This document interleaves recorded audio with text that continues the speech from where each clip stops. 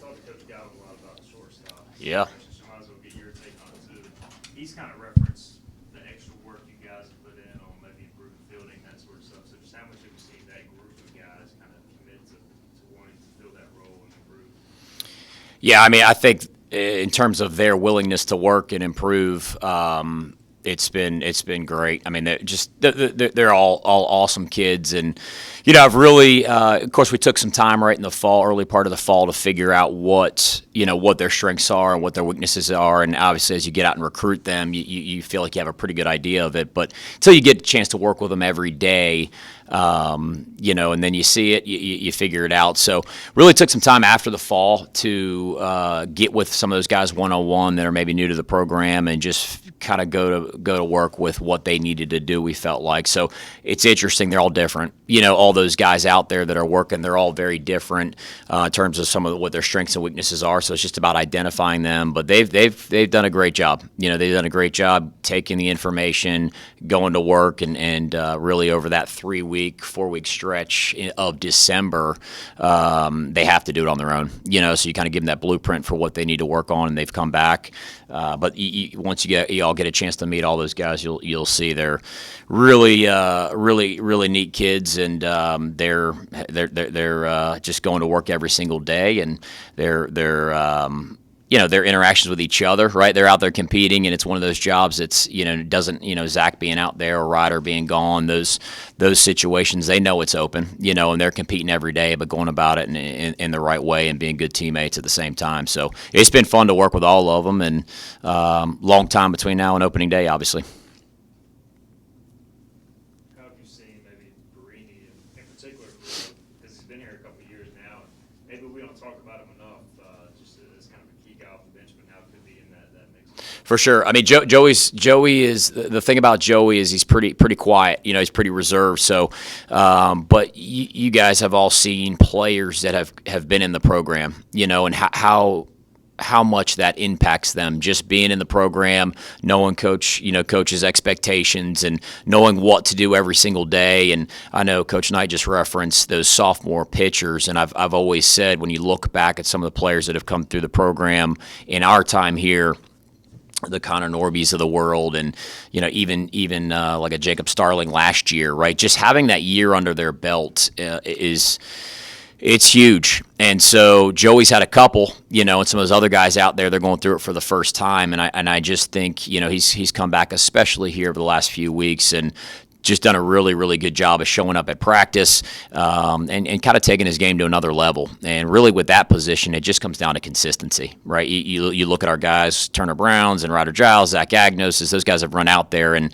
you just pretty much knew what you were getting, every single day. And of course they made their mistakes at times, not many of them, but when they did, they didn't really compound those things. And sometimes that can be hard for young players, right? And Joey, I think, has done a nice job of just continuing to show up every day. He shows up every day, he works hard, and steadily, we talk about getting 1% better every day. Well, that kid's been doing that a long time, and you're starting to kind of see the results of just the work he's put in. He's been really consistent. So again, we'll get into the next 3 weeks and go play, and practice is one thing. Going out and doing it when you got 3 weeks to opening day, and speed of the game picks up, and all those factors, become a little bit more relevant. You kind of see how they handle it. So, but Joey's done a great job.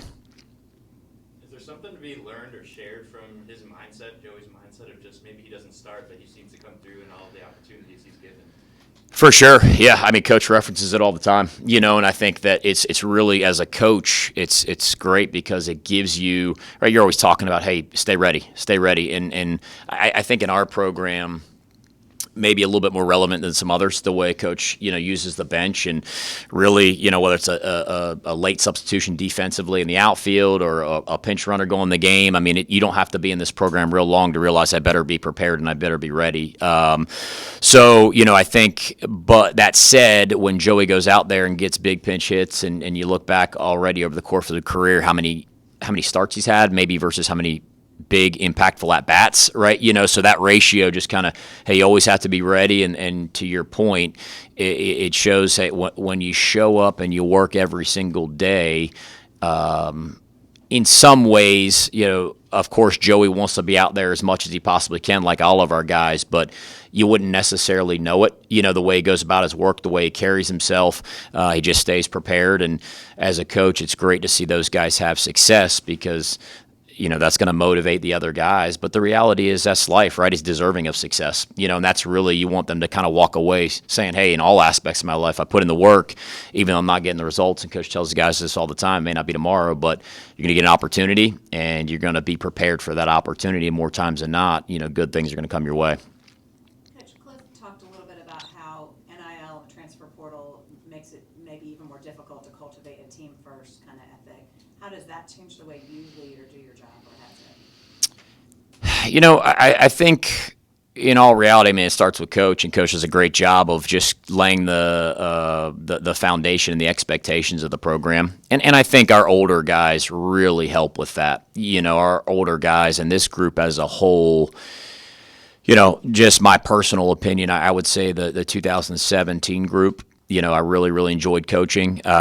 They just went about their work in a certain way. And, I've told a lot of people, I feel this group has a lot of similarities in the way that they're approaching, the 18 group and the way they're approaching their, the work, right? We had the tough year in 17, and that 18 group just kind of went about their business in a really mature way. And I feel this group has done the same thing, but I think it starts with Coach, and then it kind of works its way down to some of those older guys. And you look at this core group of older players that have been in the program, the Hoovers, the Spivies, the Sailors.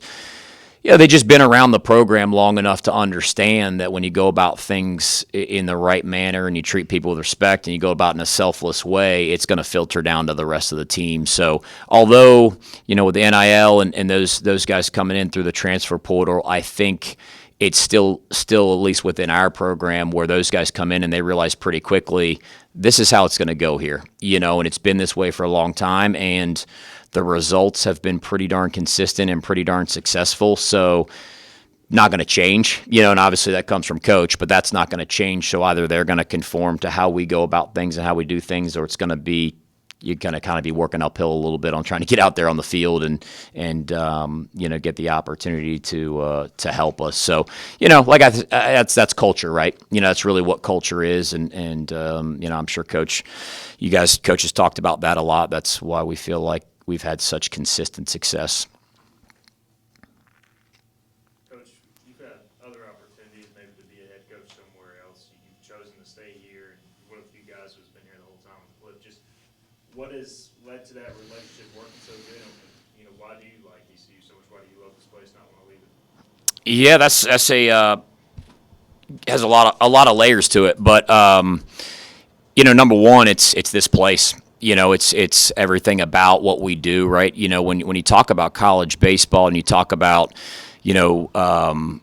just the opportunity to do it every single day and what we put into it, and then you have a fan base that's as passionate about the fan base here and what they put into college baseball, that is, for myself and my family, we're year 9, and I'm just as excited about what we're doing here as I was in year 1, and so it's just something y'all have been here, and you realize how passionate this fan base is. It's really exciting to be a part of that. Number one, look, really when it comes down to it, we're extremely happy with what we're doing here, and we have not necessarily achieved the goals that we want to achieve here, and that's a piece of it, is that we've, been very close to getting to Omaha and winning a national championship, and firmly believe that we can accomplish those goals, and we haven't been able to do that. I enjoy working here. I enjoy our coaching staff and Coach Godwin and what he's provided myself and my family, and the opportunities to do a job here and have a big impact in what goes on in the program. So all of those are layers to it, and obviously there's a number of personal factors that go into that as well. But we love Greenville, we love the community, love the baseball program, and certainly when you have all those things, in alignment, you're not necessarily in a rush to jump on out of it. So as much as I'd love to be a head coach, in a great spot. Coach kind of said earlier, I think tongue in cheek, that he has